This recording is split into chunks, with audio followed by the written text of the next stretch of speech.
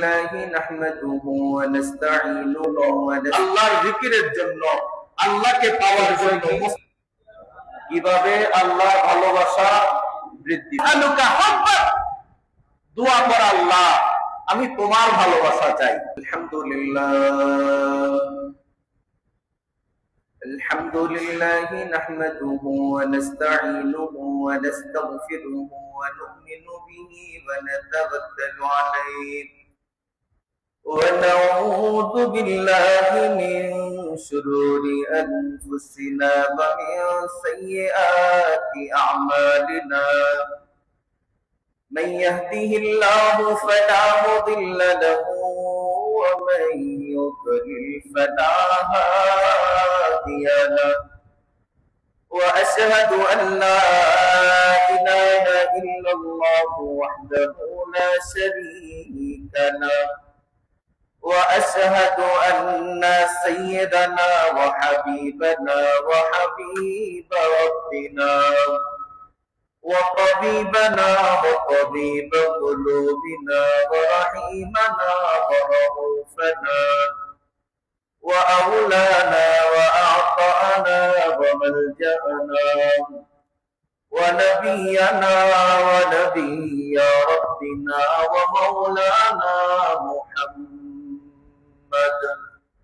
صلى الله تعالى عليه وعلى آله وأصحابه وبارك وسلم تسليما كثيرا أما بعد فقد قال الله تعالى في كلامه المجيد وفي فرقانه الحميد السبعي একসাথে পড়ি আউযু বিল্লাহি মিনাশ শাইতানির রাজীম বিসমিল্লাহির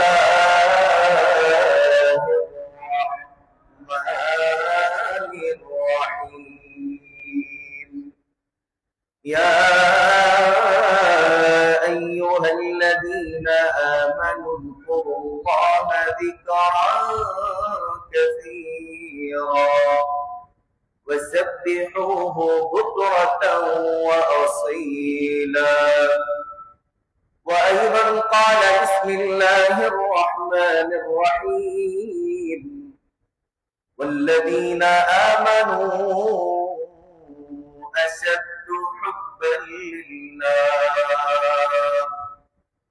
صدق الله العظيم وصدق رسوله النبي وحبيب الكريم ونحن على ذلك من الشاهدين والشاكرين ربنا تقبل منا إنك أنت السميع العليم في شان حبيبه ومحبوبه ومعشوقه مخبرا وآمرا إن الله وملائكته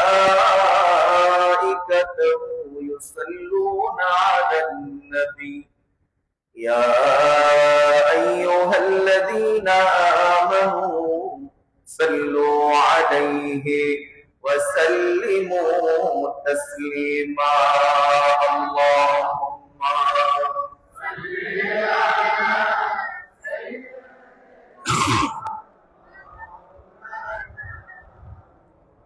وعلى آل سيدنا يا رسول الله انظر حنانا يا سيدي يا حبيب الله اسمع قولنا يا سيدي اللهم صل على مولانا محمد وعلى آله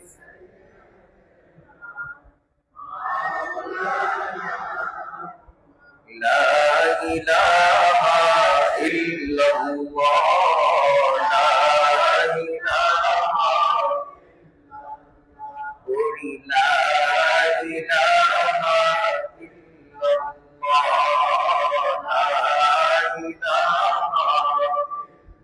নেই কোনো মাবুদ আল্লাহ ছাড়া লা ইলাহা ইল্লাল্লাহ লা ইলাহা লা মাবুদা ইল্লাল্লাহ লা ইলাহা লা মাশুকা ইল্লাল্লাহ লা حسبي ربي جل الله ما في قلبي غير الله حسبي ربي ما في قلبي غير الله نور محمد صلى الله لا إله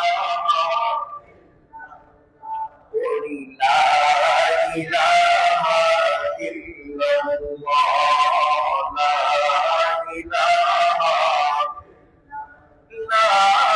إله إلا الله محمد رسول الله صلى الله عليه وسلم সবাই পড়ি আলহামদুলিল্লাহ আলহামদুলিল্লাহ ওয়া শুকরুলিল্লাহ ওয়া সালাতু ওয়া সালামু আলা হাবিবিল্লাহ ফি কুল্লি লামহাতিন ওয়া নাফাসিন মিন কুল্লি যাররাতিন বিআদাদি ইলমিল্লাহ। আল্লাহ পাকের দরবারে শুকর আদায় করি যে রব্বুল আলামিন আমাদেরকে তার ঘরে আসার মতো তৌফিক দান করেছেন। আল্লাহ তাআলা আমাদেরকে হায়াত দিয়ে ধন্য করেছেন, বলেন আলহামদুলিল্লাহ। সুস্থ রেখেছেন আমাদেরকে, আল্লাহ তাআলা তার নৈকট্য পাওয়ার সুযোগ করে দিয়েছেন, কারণ এই সুযোগ সবার তকদিরে নাই। যদি সবার তকদিরেই থাকতো, জুমার দিনে জুমার আজানের পর বেচা কেনা করা হালাল না হারাম? আস্তে জোরে বলেন না। জুমার দিনে জুমার আজানের পর যদি কেউ অন্য কাজ করে, জুমার দিকে না এসে অন্য কোনো কাজ করে, এটা হালাল না হারাম? আমরা কেন জেনে বুঝে হারাম কাজ করি? হারাম কাজ করা এটা কি মুমিনের স্বভাব না কাফেরের স্বভাব? কাফেরের স্বভাব। আমার ভাইয়েরা, এজন্য জুমার আজান হওয়ার সাথে সাথে ফাসআউ ইলা যিকরিল্লাহ, আল্লাহর স্মরণের জন্য, আল্লাহর জিকিরের জন্য, আল্লাহকে পাওয়ার জন্য মসজিদে দৌড়াতে হবে। নির্দেশ দিয়েছেন কে? আরো জোরে। সুতরাং নির্দেশনা যা আসবে সেটাই মানতে হবে। মুমিন হওয়ার পর আমাদের কনস্টিটিউশন, আমাদের সংবিধান, যেই সংবিধান মানলে দুনিয়াতেও শান্তি, পরকালেও শান্তি, ওই সংবিধানের নাম কি? আরেকটু জোরে বলেন না, সংবিধানের নাম কি? যে আমাদের সংবিধান কি ইচ্ছে করলে আলী রিয়াজ রে এনে, বিদেশি লাল কুত্তার কিছু চামচা এনে এগুলো কি পরিবর্তন করা যাবে? আমাদের সংবিধান এমন সংবিধান, আল্লাহ বললেন যালিকাল কিতাব লা রাইবা ফি, এটা এমন কিতাব যেই কিতাবে কোনো সন্দেহ করার অবকাশ নাই। সুবহানাল্লাহ বলবে না? এই কোরআনে ভুল ধরার মতো কোনো সুযোগ, এটা পরিবর্তন হওয়ার কোনো সুযোগ নেই, কারণ এই কিতাব যিনি পাঠিয়েছেন তার নাম কি? করে বলেন না। যার উপর অবতীর্ণ করেছেন তার নাম মুহাম্মাদুর রাসূলুল্লাহ। তারপরে কি বলবো? সাল্লাল্লাহু আলাইহি ওয়াসাল্লাম। আল্লাহ তাআলা আমাদেরকে কোরআন বুঝার, আমল করার তৌফিক দান করুন। সবাই পড়ি আলহামদুলিল্লাহ। রব্বানা লাকাল হামদ হামদান কাসীরান তাইয়্যিবান মুবারাকান ফী ইয়া রাব্বি লাকাল হামদু কামা ইয়ানবাগী লিজালালি ওয়াজহিকা ওয়া আযীমি সুলতানিক। লাকাল হামদু বিল ঈমান ওয়া লাকাল হামদু বিল কুরআন ওয়া লাকাল হামদু বিল ইসলাম একটু আওয়াজ দিয়ে বলা যাবে কি ইয়া রাসূলুল্লাহ, ইয়া হাবিবাল্লাহ, ইয়া নবিয়াল্লাহ, ইয়া রাহমাতাল লিল আলামিন। সম্মানিত হাজিরিন, আজকের আলোচ্য বিষয় কিভাবে আল্লাহর ভালোবাসা বৃদ্ধি পায়। আলোচ্য বিষয় কি? কিভাবে আল্লাহর ভালোবাসা বৃদ্ধি পায়। দুনিয়াতে আমরা প্রেমিক প্রেমিকার ভালোবাসা বৃদ্ধি পাওয়ার জন্য তার পছন্দনীয় কাজগুলো করে। বুঝে নাই মনে হয়? কথা বুঝলে জবাব দিতে হবে। প্রেমিকাও পছন্দ করে এরকম কোন কাজ প্রেমিক করে না, এবং প্রেমিকাকে খুশি করার জন্য প্রেমিক তার সর্বোচ্চ কোরবানি দিতে প্রস্তুত থাকে। সাময়িক প্রেম, এই প্রেমের কোনো ভ্যালিডিটি নাই, নির্দিষ্ট মেয়াদকাল নাই। এই প্রেমটা হলো ঐচ্ছিক প্রেম। যতদিন পর্যন্ত প্রেম থাকবে, প্রেমের একটা নির্দিষ্ট সময় আছে। আমি কি বলবো সময়টা?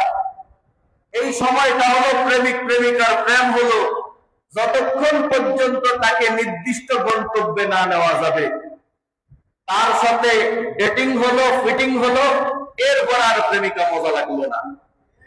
কথা বলে না কেন? সত্য না মিথ্যা? যুবকের প্রেম হলো যতক্ষণ পর্যন্ত শয্যাশায়ী না করতে পারবে, যতক্ষণ পর্যন্ত তার সাথে বিছানায় না যেতে পারবে, ততক্ষণ পর্যন্ত আকর্ষণের শেষ নাই। বিছানায় যাওয়ার পরে আকর্ষণ নাই। এখন যদি বলি প্রেম হবে যার সাথে, যিনি প্রেম করার জন্য বলেছেন, আমাদের প্রেম পাওয়ার, আমাদেরকে যিনি প্রেম দিয়ে বানিয়েছেন, আমি জানতে চাই ওই মহান মালিকের নাম কি? জোরে বলেন না। এবার আসেন, আমাকে আল্লাহ কি বললেন, আপনাকে কি বললেন? আমি যখন ঈমান আনলাম, আপনি যখন ঈমান আনলেন, তখন আল্লাহ কি বললেন? আল্লাহ বলে ওয়াল্লাযীনা আমানু আশাদ্দু হুব্বান লিল্লাহ। সুবহানাল্লাহ।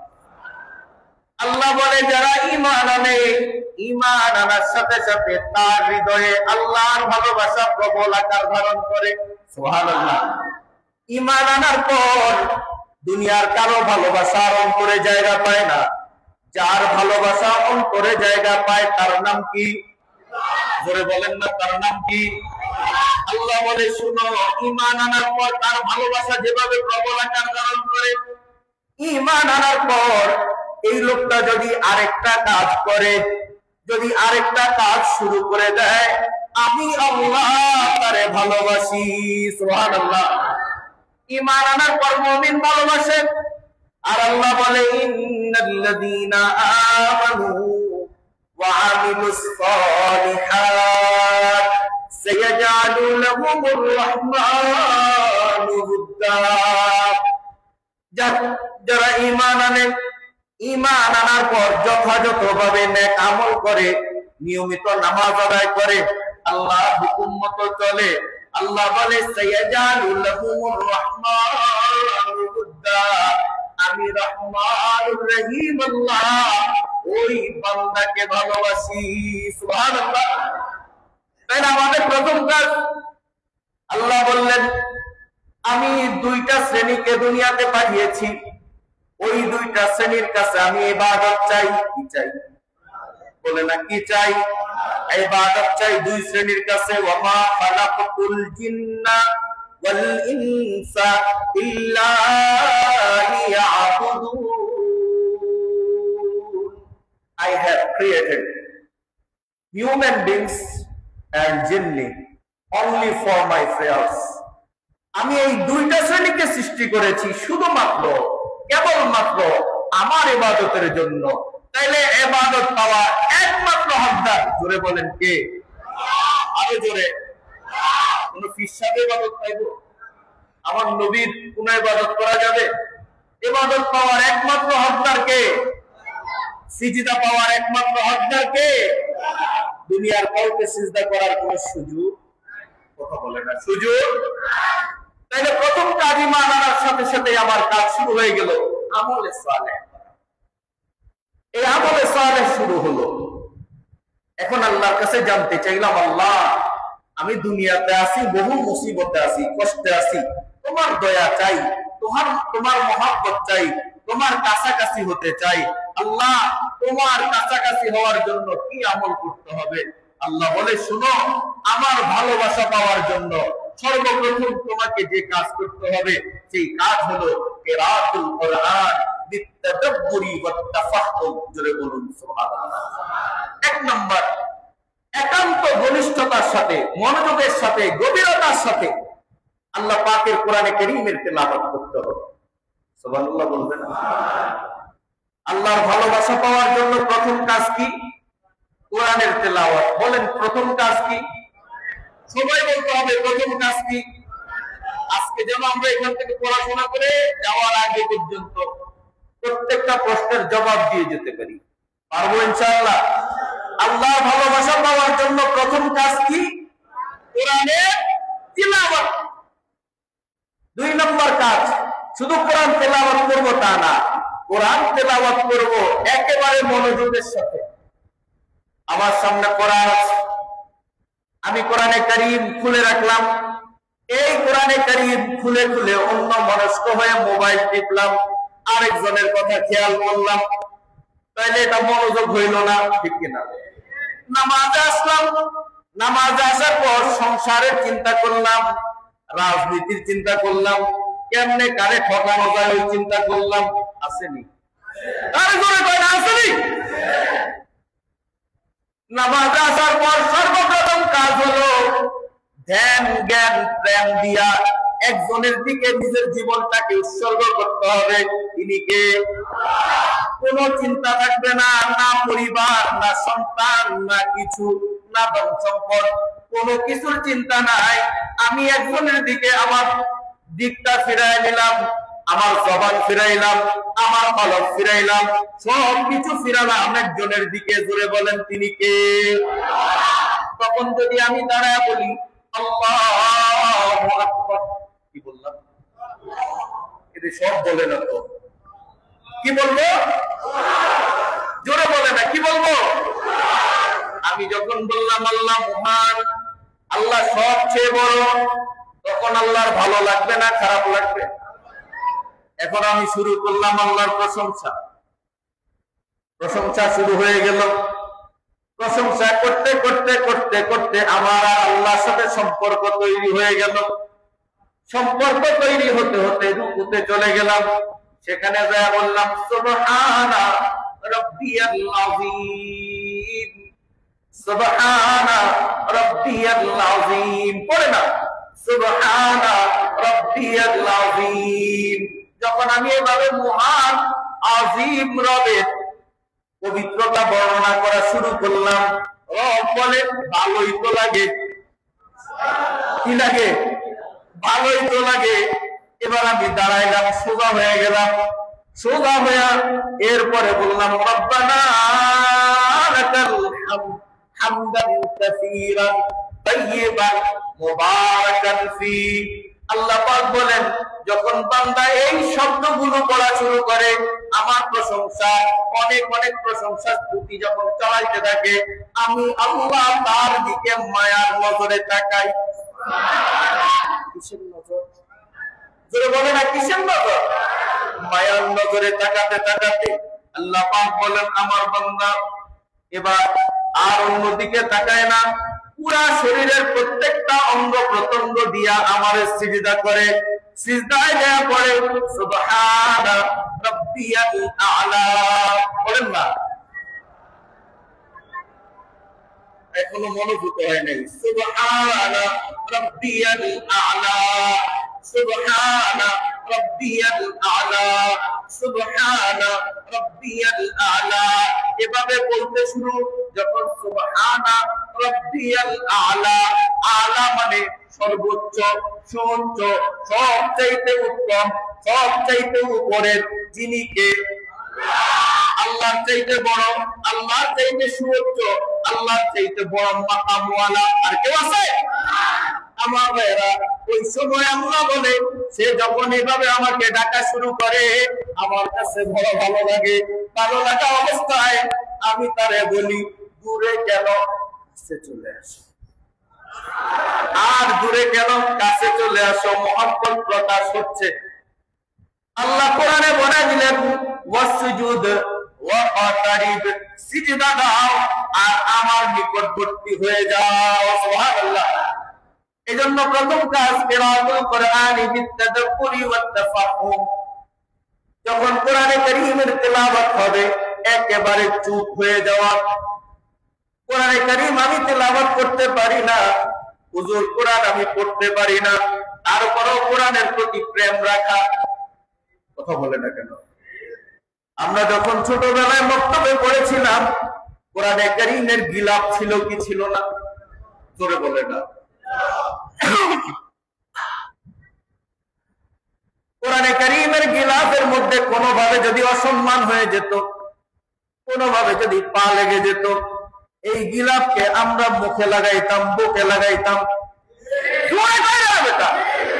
35-65 কাপড় ছিল।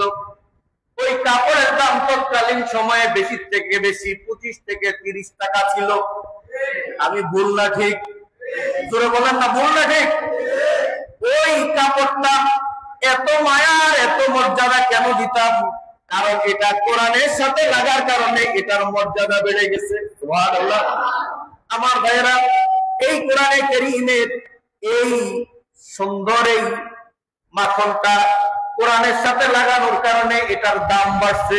ঠিক তেমনি ভাবে মুমিন যখন কোরআনের সাথে লেগে যাবে, মুমিন যখন কোরআনের সাথে তার সম্পর্ক তৈরি করবে, তখন দেখা যাবে আল্লাহ পাক বলেন এই কোরআন তার জন্য কিয়ামতের ময়দানে সুপারিশ করবে। সুবহানাল্লাহ। এবার আসেন, অনেক মানুষ আছে ডিপ্রেশনে ভোগে। আসেনি? ডিপ্রেশন বোঝেননি? বিষণ্ণতা, হতাশা আছে না? কিস্তি লইছে গ্রামীণের থেকে, কমনে। আর কইলে তো সমস্যা, এটি কইলে গুনামিয়া কি কন, সরকারের বিরুদ্ধে হয়ে যায় না? কোন যায় না। কিস্তি লইছে আসার থেকে, আসার কিস্তি লওয়ার পরে হ্যাঁ হতাশা বেড়ে গেছে। আসেনি? গ্রামীণ, হতাশা, নিরাশা, দুরাশা, যত কিস্তি। এবার এটা ইসলামিক নাম দিয়েই হোক না কেন, এটা আপনার শান্তি না অশান্তি? জোরে কয় না, অশান্তি। কিরকম অশান্তি? আপনি এই অশান্তি লইয়া নামাজ আসবেন, নামাজে মন বসবে না। বউয়ের কাছে যাইবেন একটু শান্তি পাওয়ার জন্য, ওইখানেও শান্তি লাগবে না। কিস্তি রেডি করছো নি, সপ্তাহ শেষে তো দিতে। ওর আন্তরিকতার জায়গা দিব কি? ছাড়ি দিব, দমক দিব। কিস্তি রেডি করছো নি, নাহলে তো কাপড় খুলে নেব। এই দেশে এই কিস্তির নাম দিয়া বহু মেয়েদের অসম্মান করেছে এই ধরনের এনজিওরা। ঘরের টিনের চাল নিয়ে গেছে, নিছে না? এরকম অনেক উদাহরণ আমাদের সামনে আছে। সুতরাং ভাই, এগুলো বন্ধ করার জন্য একটা সিস্টেম হলো সুদ ভিত্তিক অর্থনীতিকে লাথি মারতে হবে, যাকাত ভিত্তিক অর্থ ব্যবস্থা এই সমাজে চালু করতে হবে। যখন যাকাত ভিত্তিক অর্থ ব্যবস্থা চালু হয়ে যাবে, কোনো মানুষ গরিব থাকবে না। যার যখন যা লাগবে সব সরকার থেকে বহন করার সুযোগ আছে না নাই?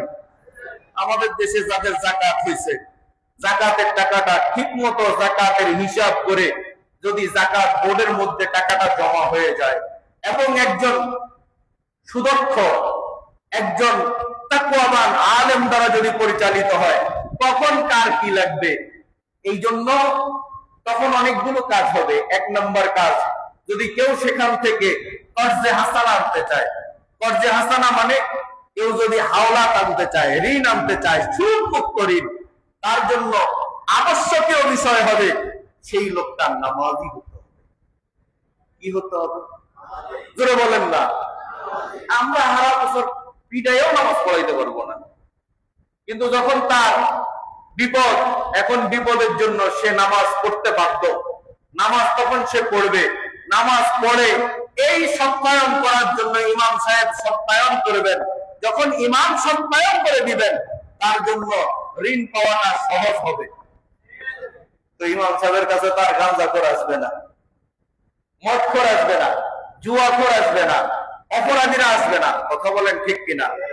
ইমামের কাছে অরিজিনাল মুসল্লিরা আসবে, হুজুর আমি নামাজ পড়ি কিনা একটু সত্যায়ন করে দেন, একটু সাইন করে দেন। কথা বলেন ঠিক কিনা? তো আমার ভাইয়েরা, আল্লাহ তাআলা বললেন যে আমার ভালোবাসা পাওয়ার জন্য সর্বপ্রথম তোমাদেরকে কোরআনের সাথে মহব্বত করতে হবে। এটা গভীর, অনেক গভীর কথা। এই গভীর কথার মধ্যে আরেকটা কথা আপনাদেরকে বলে দেই, সেটি হচ্ছে কোরআন কার কিতাব? জোরে বলে না। কোরআন কার কিতাব? আচ্ছা, এই আল্লাহর কিতাব, এটার সাথে মহব্বতের দরকার আছে না নাই? বেশি না কম? কয়দিন মহব্বত করছেন? কয়দিন কোরআন শরীফকে স্পর্শ করছেন? এখন এই কোরআন স্পর্শ করার জন্য ওযু লাগবে কি লাগবে না? কোরআন বলছে লা ইয়ামাসসুহু ইল্লাল মুতাহহারুন, এটা এমন কিতাব যেটা ওযু ছাড়া স্পর্শ করা যায় না। আমার ভাইয়েরা, আমি কোরআন পড়তে পারি না, হুজুর আমার জন্য কি সুযোগ আছে? আমি বলবো সুযোগ হলো এরকম, আপনি কোরআনে কারীমের স্পর্শ করার জন্য সুন্দরভাবে ওযু করবেন। ওযু করে এসে কোরআনের পৃষ্ঠাগুলো শুধু তাকাবেন, আল্লাহ কি লিখছেন শুধু এইভাবে তাকিয়ে যাবেন। প্রত্যেকটা নজরে নজরে নেক আল্লাহ লিখে দিবেন। সম্ভব না? সম্ভব। মোবাইল চাইলে তো টাইম পাই না, আবার কোরআন কি কয় হুজুরের টাইম আছে? হুজুরের কথা এটা শুধু মসজিদের মধ্যে হুজুর যা করবো তা মানবো, বের হয়ে যাওয়ার পর আর এগুলো মানার টাইম নেই। কথা বলে না কেন? বাস্তব বাস্তব এগুলো রিয়ালাইজ করতে করতে তো জায়গা বয়স তো হয়ে গেছে, এখন তো চুলও বেঁকে যেতেছে, মাশাআল্লাহ দাড়িও বেঁকে গেছে। তো বলতেছি এই কথা যে আপনি কোরআনে কারীমকে মহব্বত করার জন্য আপনার বেশি কিছু প্রয়োজন নেই। ওযু করবেন, মসজিদে ঢুকলেন বা বাড়িতে ঢুকলেন, কোরআনে কারীমের এই আয়াতগুলোর দিকে তাকিয়ে থাকবেন। প্রত্যেকটা তাকানোর কারণে আপনার চোখ দিয়ে যে গুনাহ হয়েছে আল্লাহ গুনাহগুলো মিটিয়ে দিবেন। আরো জোরে সবাই মিলে। 2 নাম্বার, আপনি অনেক হতাশ, দুনিয়ার মানুষ আপনাকে কষ্ট দিয়েছে, দেয় কি দেয় না? মানুষ কষ্ট দেয়, যে মানুষের থেকে কষ্ট পাওয়ার কোনো সুযোগ ছিল না ওই মানুষও কষ্ট দেয়, ওই মানুষও বিভিন্ন ভাবে আপনার বিরুদ্ধাচারণ করে, আপনাকে ছোট করার চেষ্টা করে।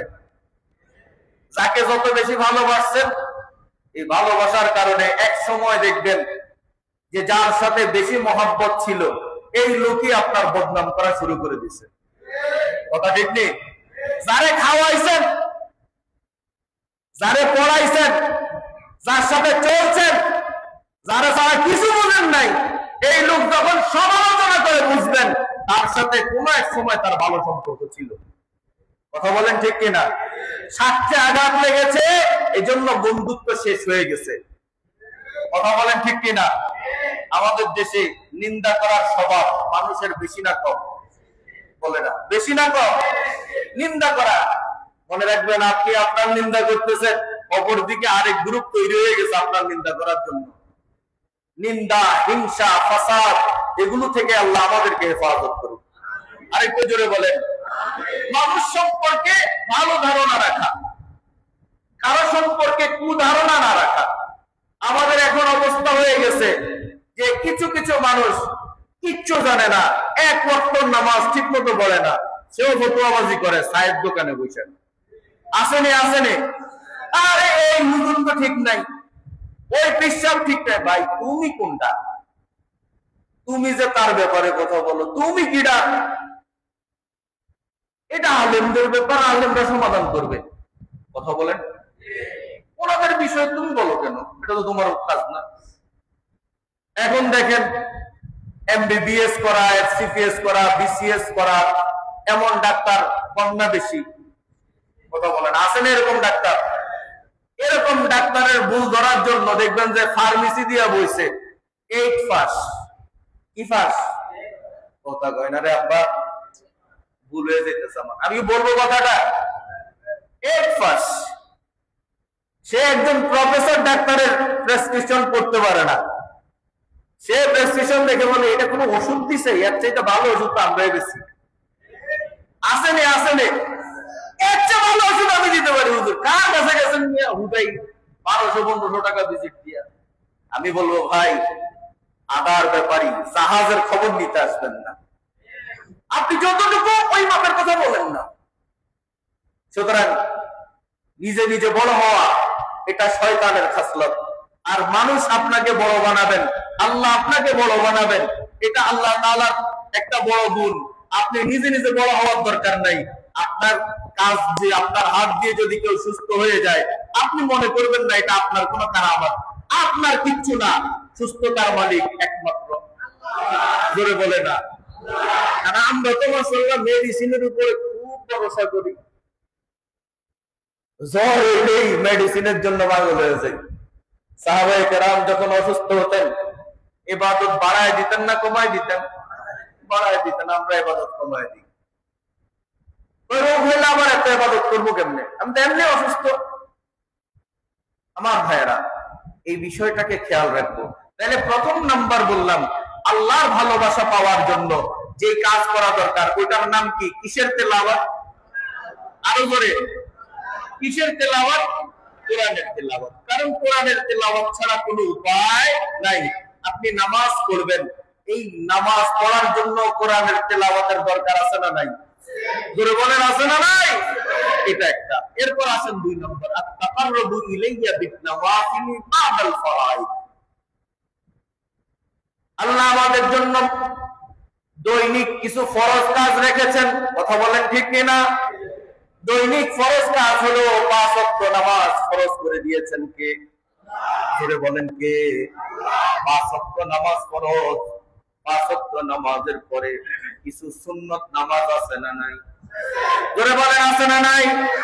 এই সুন্নত নামাজও পড়লেন, ভিতরে নামাজও পড়লেন, নিয়মিত আপনি নামাজগুলো ঠিক মতো আদায় করলেন। এবার আপনার মন চাইলো মালিকের সাথে আরেকটু সম্পর্ক করি, মন চাইলো আপনি 6 রাকাত মাগরিবের নামাজের পর আওয়াবিন পড়লেন। কয় রাকাত? 6 রাকাত কি পড়লেন? আওয়াবিন পড়লেন। সম্পর্ক বাড়ছে না কমছে? জোরে কয় না, বাড়ছে না কমছে?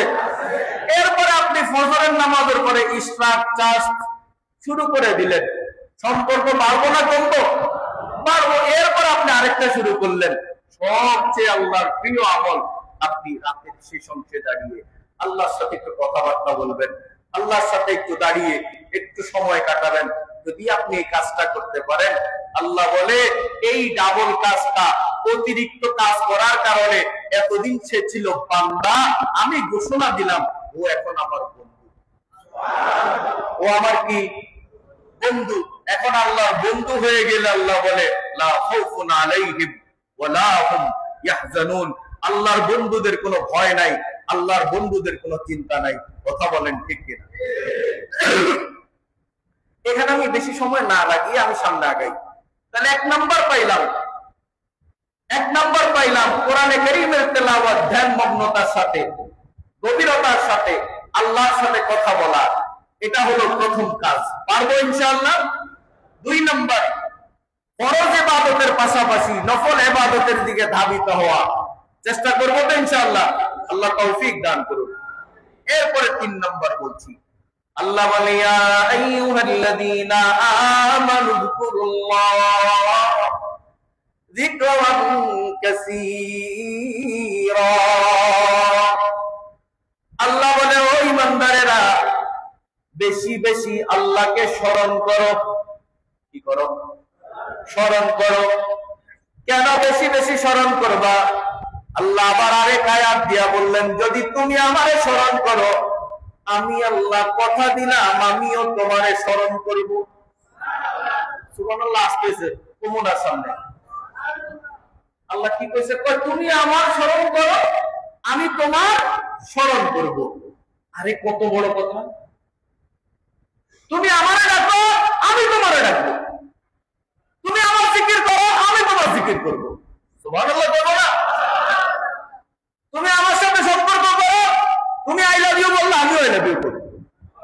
কথা বলে না কেন? তুমি যখন বলবো আই লাভ ইউ, আমি বলবো আই লাভ ইউ টু। এরপর 3, 4, 5, 6, 7, 8 হবে না? হবে না? হবে না?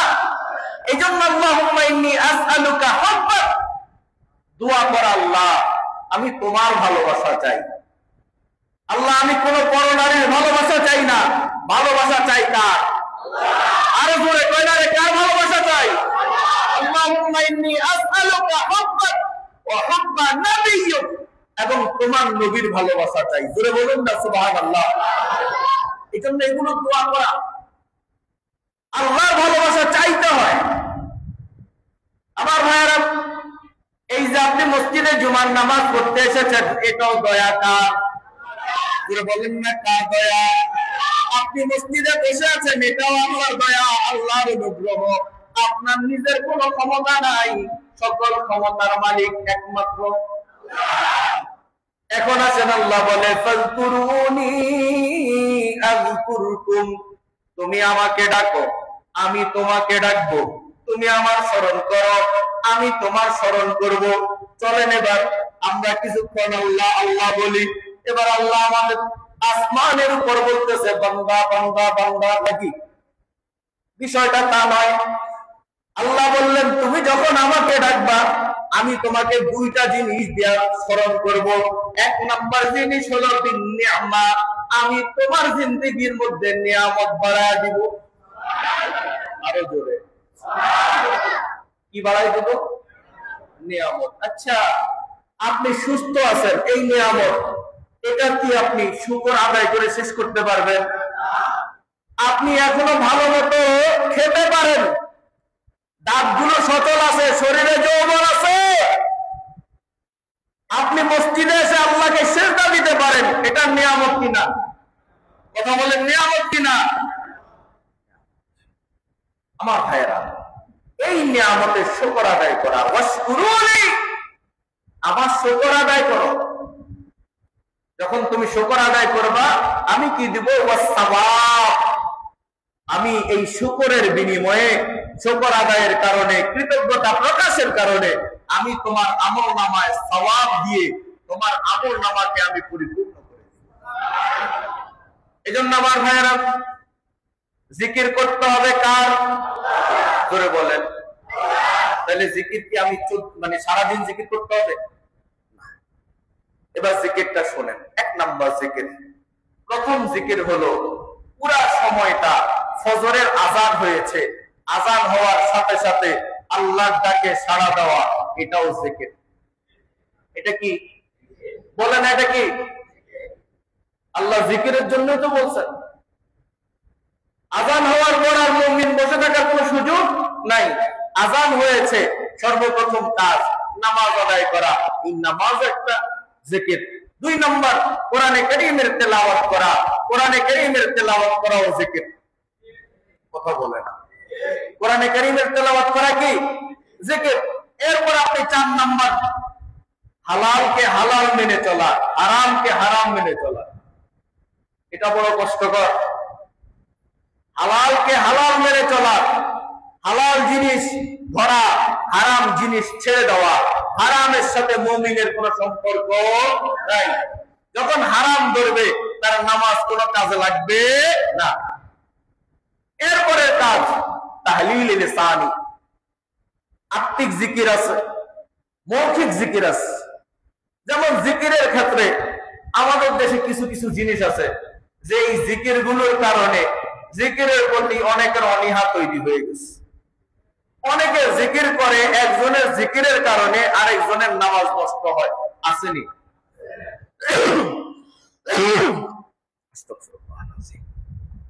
আছে না এরকম? আমি কারো নাম নিতে চাচ্ছি না, মেনশন করি না, বাদ দিয়ে দিলাম। কারণ আজকের নিয়ত কাউরে কিছু বলবো না, নিয়ত করে নিলাম, ছেড়ে দিলাম, কাউকে বললাম না। আপনি এখানে নামাজ আদায় করতেছেন, আপনি কোরআনে কারীমের তেলাওয়াত করতেছেন, কেউ যদি ওই জায়গার মধ্যে খুব লাউডলি আসেনি, বললাম না কারো নাম, আপনি এই আওয়াজের কারণে, আপনার শ্বাস প্রশ্বাসের আওয়াজের কারণে যে লোকটা কোরআনে কারীমের তেলাওয়াত করতেছে তার কি ডিস্টার্ব হয় নাই? কথা বলা হয় নাই? আপনি এই জোরে জোরে জিকিরের কারণে এভাবে আপনি যখন মারতেছেন, জরব জোরে জোরে মারতেছেন, আপনার উচিত আপনার এই জরবটা মারার আগে আপনি জায়গা নির্ধারণ করবেন যেই জায়গায় অন্য কোনো মানুষের ক্ষতি হবে না, এটা খুব খেয়াল রাখবেন। এবং জিকিরের ক্ষেত্রে আদব বজায় রাখা। আমাদের অনেক মানুষ আছে জিকির করতে গিয়ে আদব ঠিক থাকে না, জিকির করে আন্তাজে, জিকিরের সাথে তার রুহের সাথে কোনো সম্পর্ক নেই, জিকির করতেছে আর কি, মানে জিকির করে সে অনেক কিছু করে ফেলতেছে, কিন্তু তার জিকিরের মধ্যে কোনো লুৎফ আসতেছে না, হৃদয়ে লাগতেছে না। সে যখন পড়বে লা ইলাহা ইল্লাল্লাহ, ভিতরে একটা ধাক্কা লাগেনি? বলে না, ভিতরে একটা ধাক্কা লাগেনি? মজা লাগেনি? এই মজা তৈরি করো। যদি তাড়াহুড়া করি তাহলে মজা থাকে, ইবাদত হবে নিমগ্নতার সাথে, ধ্যানের সাথে, প্রেমের সাথে, ভালোবাসার সাথে। এখন এই ইবাদত করতে গিয়ে যদি আমরা তাড়াহুড়া করি তাহলে আমাদের ইবাদতে মজা আসবে না, স্বাদ আসবে না। আপনি কাচ্চি খেতে বসেছেন, বলবো কথাটা? বলে না, বলবো? শরীর বেশি ভালো নেই। কাচ্চি খেতে বসেছেন, কাচ্চি খাওয়ার সময় সাথে যদি বোরহানি থাকে কেমন লাগবে? আর একটু মজা লাগবে না? সাথে যদি একটু বানানো সালাদ থাকে আরো টেস্ট লাগবে, কথা বলে না? এরপরে যদি আপনার আরো কিছু মিষ্টান্ন থাকে, দই থাকে, বলে না, কেমন লাগবে? আরো মজা লাগবে, এটা খানার টেস্ট আরো বাড়ায় দিবে। ঠিক তেমনি ভাবে ফরজ নামাজ পড়লাম, সুন্নাত নামাজ পড়লাম, ওয়াজিব নামাজ পড়লাম, মাঝে মধ্যে মন চাইছে আল্লাহর একটু হাদিয়া দেই। কেমনে হাদিয়া দিব? জুমার দিন মসজিদে ঢোকার সাথে সাথে আল্লাহু আকবার, 2 রাকাত গিফট করে দিলাম আল্লাহরে, সুবহানাল্লাহ। যখনই গিফট করলাম, এই 2 রাকাতের কারণে সারা মাসে আল্লাহ তাআলা যত বিপদ আপনার নসিবে ছিল, তকদিরে ছিল, 2 রাকাতের বিনিময়ে সব বিপদ আল্লাহ দূর করে দিয়েছে। পারবো ইনশাআল্লাহ। কিছু গিফট আমরা দেই না। প্রেমিকারা তো জীবনে বহু ফুল দিচ্ছেন, বহু কিছু দিচ্ছেন, এগুলো বন্ধ করে একটু আল্লাহরে গিফট দেওয়া শুরু করি। চলেন নিয়মিত আল্লাহরে গিফট করি। বলে আল্লাহ কেমনে গিফট করান যায়? আল্লাহরে গিফট করার আরেকটা মাধ্যম হলো দান সাদাকা করা, মানুষকে খাওয়ানো। মানুষকে খাওয়ানোর চাইতে বড় ইবাদত আর কিছু নাই, কিন্তু আমরা এগুলো থেকে দূরে সরে গেছি। মানুষকে খাওয়াবেন, মানুষকে খাওয়ানোর সময় ধর্ম দেখবেন না, সে কোন ধর্মের এটাও দেখার সুযোগ নেই। কারণ আমি যখন মানুষকে খাওয়াবো খুলুসিয়াতের সাথে মানুষকে খাওয়ানোর চেষ্টা করব। বলেন তো পৃথিবীতে যত প্রাণী আছে, যত সৃষ্টি আছে, সবাইকে খাওয়ায় কে? আস্তে, আরো আস্তে। সত্যি? নাকি অমুকে খাওয়ায়, নাকি অমুক কোম্পানি খাওয়ায়, অমুক সরকারে খাওয়ায়, অমুক চাকরি খাওয়ায়? আসলে ওরা কেউ খাওয়ায় না, খাওয়ায় কে? সুতরাং আল্লাহকে পাওয়ার জন্য আল্লাহর কিছু বান্দা আছে, যেই বান্দাদেরকে মাঝে মধ্যে খাওয়ানো দরকার। যারা ক্ষুধার্ত থাকে, বিভিন্ন রাস্তায় পড়ে থাকে, আছে না নাই? এদেরকে খাওয়ানো দরকার, সম্পর্ক তৈরি করা দরকার। আমরা কি পারবো এই কাজগুলো করতে? আমরা কি পারবো? আমার আব্বা চলে গেলেন, আপনার আব্বা চলে গেলেন, আম্মা চলে গেলেন, একটা ভাই চলে গেল, সন্তান চলে গেল, একটু কমান তো। চলে যাওয়ার পর এখন তারা যদি থাকতো, তারা আমাদের বাড়িতে খেত না? কথা বলে না, খেত না? আমার বাবা থাকলে আমার বাবা কি আমার ঘরে খেত না? আরে কথা বুঝে নাই মনে হয়, নাকি সাউন্ড বোঝা যায় না? যদি তারা বেঁচে থাকতেন, আমার দাদা দাদি বেঁচে থাকলে কি ওনারা আমার বাড়িতে খেতেন না? ফিরে বলেন, খেতেন না? নানা নানি বেঁচে থাকলে কি আমার বাড়িতে আসতেন না? আসতেন। কিন্তু এখন ওনারা নাই, ওনাদেরকে কিভাবে স্মরণ করব? যে হুজুর বিশাল আকারে বড় একটা গরু আনি জবা করে দিতে হইবে, বছরে একদিন সবাই মিলে একবার আনন্দের সহিত খাওয়াইতে হবে। এটা ইসলাম না। এখন সুবিধা হয়েছে, সব রেসানি করতে মন চায়। এখন পকেটে টাকা এসেছে, 2 জন পারি 2 জনকে খাওয়াই দিই। এখন মন চেয়েছে একটা মানুষের উপকার করা দরকার, তার ওষুধ কেনার দরকার, গরিব মানুষ, ওষুধ কেনার জন্য টাকা দিয়ে দেই। কথা বলেন ঠিক কিনা? একটা মানুষ তার মেয়েটাকে বিয়ে দিতে পারতেছে না, মেয়ের বিয়ের জন্য 1040-50 টাকা দরকার। চেষ্টা করি, সবাই মিলে হিম্মত করি, আমি যদি 5000 দেই আরেকজন 2000 দিবে, আরেকজন 200 দিবে, আরেকজন 500 দিবে। চেষ্টা করে এই মেয়েটাকে পাত্রস্থ করে দেওয়া, এটা মুমিন হিসেবে আমাদের দায়িত্ব কিনা? এই জন্য আমাদের এই কাজগুলো করা দরকার। সুতরাং আল্লাহর ভালোবাসা, আল্লাহর মহব্বত পাওয়ার জন্য এই কাজগুলো যত করবেন তত হৃদয়ে শান্তি আসবে। হৃদয়ে শান্তি পাওয়ার জন্য নিজে এক বেলা না খেয়ে অপর ভাইকে খাওয়ানোর চেষ্টা করা। আল্লাহ আমাদেরকে তৌফিক দান করুন।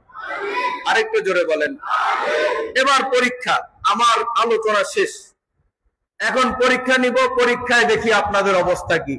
পরীক্ষায় যদি পাশ করতে না পারেন তাহলে আর আপনাদের সাথে সম্পর্ক রেখে লাভ হইব কি? পরীক্ষায় কিছু পাশ করার দরকার আছে না নাই?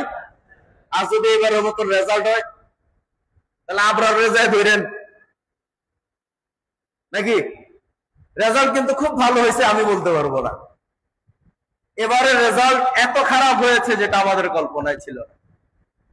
আবার এরকম কিছু বাচ্চারা পাস করে গেছে যারা পাস করার যোগ্য না। সুতরাং শিক্ষা ব্যবস্থাকে আর কত ধ্বংস করবেন? শিক্ষা ব্যবস্থাকে ঠিক করেন। আমার হাজার হাজার শিক্ষক এখন যে কেন তারা প্রেস ক্লাবে, তারা শহীদ মিনারে রাতের পর রাত, দিনের পর দিন কেন শুয়ে থাকতে হবে? আরে ভাই, এদের বাড়ি ভাড়া 20% দিলে অসুবিধাটা কোথায়? বাড়ি ভাড়া 20% দিয়ে দেন, সবাই তো দিতেছেন, ওদেরকে 20% দিয়ে দেন, ঝামেলা মিটে যাক। সুতরাং আমরা বলবো সব সমস্যার সমাধান। এদেশে শিক্ষক হইলেও সম্মান নাই। কথা বলেন। কারণ আমরা দেখেছি এই দেশে এই জুলাইয়ের পর এদেশে শিক্ষকদের গলার মধ্যে আমরা জুতার মালা দেখেছি। জাতি হিসেবে লজ্জিত হওয়া ছাড়া আর কোনো উপায় নাই। কথা বলেন ঠিক কিনা? আগে আমরা শুনেছিলাম খুব বড় মন নিয়ে শিক্ষকতা পেশায় এসেছি, ভেবেছিলাম, বলছিল যে মা বাবা বানায় ভূত, ওস্তাদে বানায় ফুত। আমাদের সময় তাই ছিল। আর এখনকার সময় হয়ে গেছে এরকম, কিচ্ছু বলা যাবে না।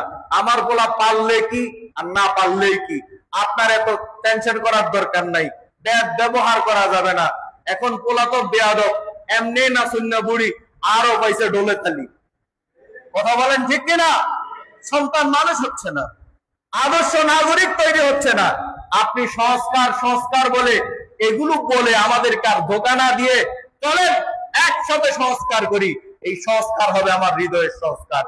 আমার ভিতরে তাকওয়া জাগ্রত হবে, আল্লাহর ভয় জাগ্রত হবে, রাসূলের মহব্বত জাগ্রত হবে। যদি এগুলো জাগ্রত হয়ে যায় তাহলে আর কোন সংস্কারের দরকার। আল্লাহ আমাদেরকে বোঝার তৌফিক দান করুন।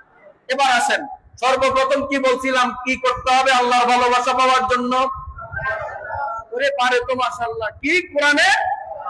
এটা কেমনে? মনোযোগ না মনোযোগে? আলহামদুলিল্লাহ। 2 নম্বর কি বলছিলাম? নফল ইবাদত। কি বলছিলাম? নফল ইবাদত। মনে থাকবে ইনশাআল্লাহ। 3 নম্বর বলছিলাম কি? বেশি বেশি জিকির। বেশি বেশি কি? বেশি বেশি কি? জিকির।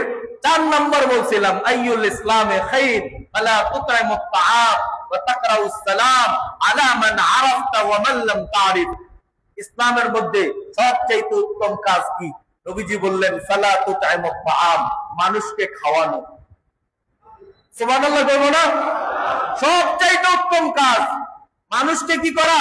খাওয়ানো। ওয়া তাকরাউস সালাম, বেশি বেশি সালাম দেওয়া। আর এখন সালাম তো নাই, সালামও হয়ে গেছে এরকম সিস্টেম। সালাম দিতে হলে শুধু খতিব সাহেব আসসালামু আলাইকুম মেনশন করে দেয়, হুজুর সবার সাথে আছে, আইসা বলে হুজুর আসসালামু আলাইকুম। আরে এই লোকগুলো কি দোষ করছে কিটা? তোমার কাজ সালাম দেওয়া, তুমি সালাম দিবা, হুজুরও বলো কেন? আছে না এরকম কিছু? দেখুন, হুজুরে সালাম দেওয়ার দরকার নাই, সালাম সবার জন্য। শান্তি খালি হুজুরের দরকার, তোমার দরকার নেই। আল্লাহ আমাদেরকে বোঝার তৌফিক দান করুক। আলা মান আরাফতা ওয়া মান লাম তারিফ, যাকে চিনেন তাকেও সালাম দিবেন, যাকে চিনেন না তাকেও সালাম দিবেন। আল্লাহ তাআলা আমাদের সকলকে বোঝার আমল করার তৌফিক দান করুক। আল্লাহু ইয়াকুলুল হক ওয়া ইয়াহদিস সাবিল। আসসালামু আলাইকুম ওয়া রাহমাতুল্লাহি ওয়া বারাকাতুহু।